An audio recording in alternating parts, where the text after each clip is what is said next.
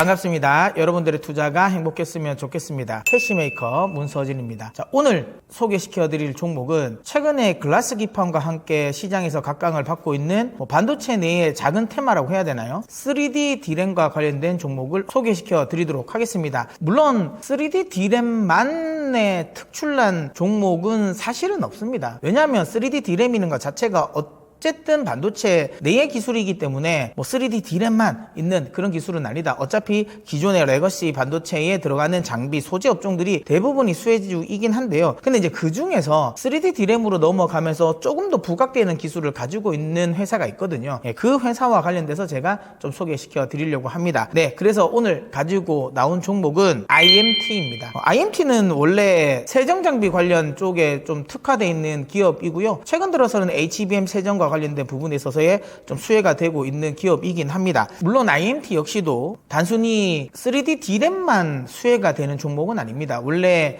IMT 같은 경우는 최근에는 HBM 세정과 관련된 부분에 있어서의 모멘텀이 또 부각되고 있기 때문에 3D D램이 아니더라도 충분히 기대를 해볼 만한 종목이었는데 최근에 3D D램이 또 각광을 받으면서 이 동사의 CO2 세정 장비에 대한 또 수혜가 기대되다 보니까 시장이 좀 주목하는 것 같습니다. 그러면 하나씩 IMT 기업에 대해서 투자 포인트부터 살펴보도록 하겠습니다. 일단 앞서도 제가 말씀드린 것처럼 지금 현재 시장에서 이 IMT를 3D D램 수혜주로 생각하는 이유는 이것 때문입니다. CO2 세정 장비. 이건 이제 흔히 말하는 드라이 아이스로 세정을 하는 겁니다. 건식 세정이거든요. 이 세정 장비의 적용 범위가 좀 확대될 것이다 라는 거고요. 뒤에 좀 더 구체적으로 설명을 드리겠습니다. 자, 그 다음에는 또 하나는 이제 EUV 마스크 베이킹 장비를 국내 최초로 개발했습니다. 마스크를 조금 더 고르게 하기 위한 이 베이킹 장비라고 보시면 되고요. 원래는 이게 일본이 거의 독점적으로 납품을 했었던 장비인데 최근에 IMT가 이걸 국내에서는 처음으로 개발했다라는 거. 그리고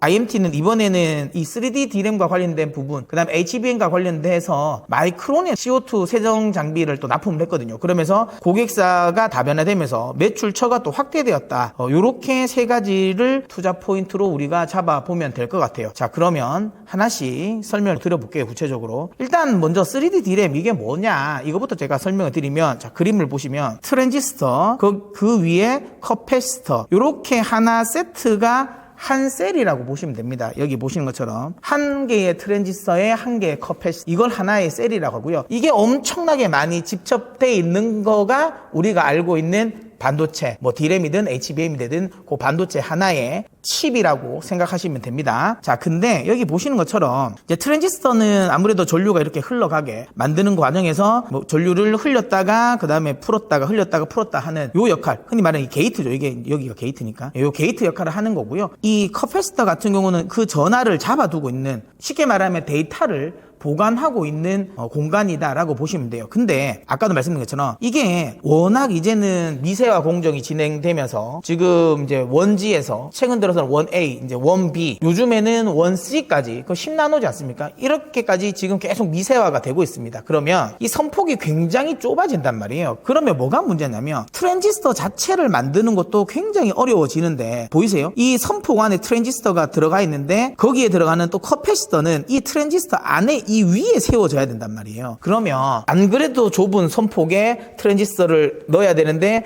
그 트랜지스터 위에 또 커패시터를 넣어야 됩니다. 그러면 이 커패시터가 들어갈 공간은 엄청나게 작아질 수밖에 없는 거죠. 그리고 아까도 말씀드린 것처럼 선폭이 좁아지면 셀과 셀 간의 이 거리 자체가 굉장히 좁아진단 말이에요. 그러면 누수 전력이라든지 그다음에 관섭 효과가 생긴단 말입니다. 그러다 보니까 이거 이렇게까지 하면 한계가 있다. 이제 더 이상 미세화를 하기가 어렵겠구나라고 생각해서 나온 아이디어가 3D D램입니다. 낸드는 이미 진작에 하고 있었죠. 낸드는 지금 한 300단까지 올라왔으니까요. 그러니까 그 아이디어를, 물론 낸드보다는 D램이 훨씬 더 난이도가 높아요. 그래서 어쨌든 그 공정에서 아이디어를 얻으면서 이제 D램도 우리가 한번 쌓아보자라는 거고요. 다만 이게 HBM과는 좀 다릅니다. HBM은 완성된 칩을 적층을 하는 거잖아요. 구멍을 뚫어서 완성된 칩을 위로 적층을 하는 거고요. 이 3D D램이라는 거는 그냥 셀 단위에서 적층을 하는 거예요. 그래서 하나의 칩을 만드는 거니까 조금 더 다르다라고 보시면 되고, 지금 이게 삼성이 특허를 낸 특허도인데 보시면 요게 원래는 이게 바닥인 거예요. 보시죠? 여기 요거 요렇게 바닥인데 이걸 눕힌 거예요. 눕혀 옆으로. 그러니까 요렇게 쌓아놓고 그리고 나서 여기에 또 하나를 더 붙이는 거죠. 똑같은 거. 이렇게 해서 같은 평면 내에서도 같은 공간에서도 훨씬 더 많은 셀을 직접 할 수 있다라는 거죠. 그러다 보니까 여기 보이시죠? 아까 말씀드린 것처럼 커패시터를 올릴 때 부담이 덜하다라는 거예요. 자, 원래 기존에 있는 트랜지스터에는 이렇게 되는 거죠. 여기 트랜지스터에 이 커패시터를 이렇게 위에 올려야 된단 말이에요. 근데 이거는 옆으로 3D D램을 옆으로 누우니까 이 커패시터를 이렇게 눕혀도 되기 때문에 상대적으로 커패시터를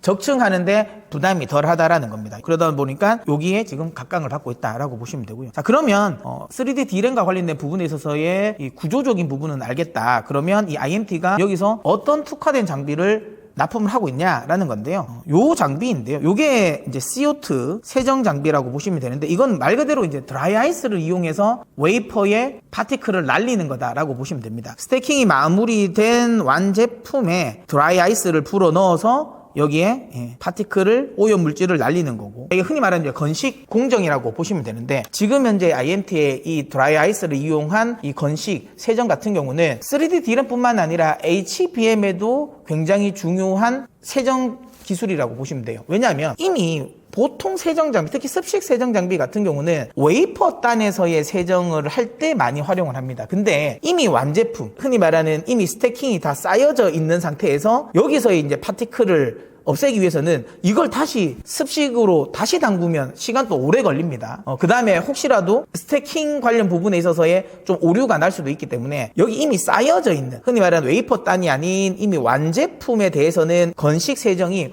훨씬 더 효과적이다라는 거죠. 그러다 보니까 최근 들어서 이 드라이 아이스 세정 장비에 대한 수요가 늘어나고 있다라고 보시면 되고요. 드라이 아이스 세정 같은 경우는 뭐 건식이다 보니까 물이라든지 화학물이 필요 없습니다. 그러다 보니까 뭐 말리는 시간이라든지 오염 물질이 또 발생하지 않기 때문에 뭐 이런 부분에서도 굉장히 좀 장점을 가질 수 있다라고 생각하시면 될 것 같아요. 자, 그리고 IMT는 이렇게 HBM이라든지 3D D램과 관련된 부분에 있어서도 모멘텀을 받을 수 있지만, 또 하나 동사를 주목해야 되는 부분은 EUV 마스크 베이킹 장비라고 보시면 됩니다. 이게 요 장비인데요. 뭐냐면 노광 공정을 하고 나면 이 폴리머 패턴이 초반에는 여기 그림에서 보시는 것처럼 좀 이렇게 규칙적이지 않아요. 요 규칙적이지 않은 부분을 안에 말 그대로 이제 열을 처리를 해서 굽는 거죠. 그렇게 해서 좀 고르게 표면을 이렇게 고르게 만드는 과정이 필요한데, 요 기계가 마스크 베이킹 기계인데 요거는 원래는 일본이 독점을 했었습니다. 근데 최근에 이 IMT가 그 독점을 깨고 또 자체 생산, 국내 생산을 하면서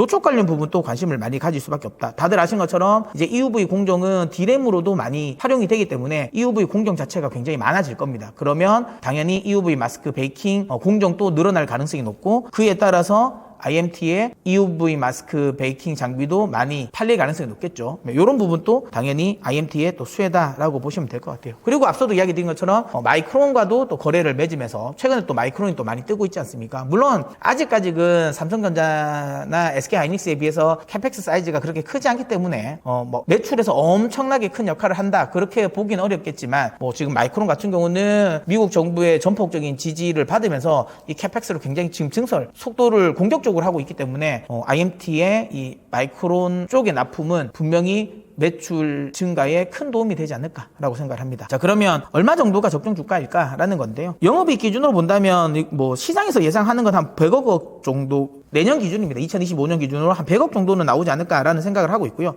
동종피어의 최근 들어서 멀티플이 보통 보면 한 28배 정도를 주지 않습니까? 뭐 그래도 저는 이걸 좀 보수적으로 봐서 한 멀티플 25배를 적용한다면 적정 주가는 한 2,500억 정도가 될 것 같은데요. 저는 확실하게 이것보다는 내년을 기준으로 따진다면 더 많이 나올 것 같습니다. 왜냐하면 EUV 공정 자체가 굉장히 많이 늘어난다라는 거. 그 다음에 뭐 HBM 쪽에서의 또 장비 증설은 또 계속 지금 늘어나고 있다라는 점.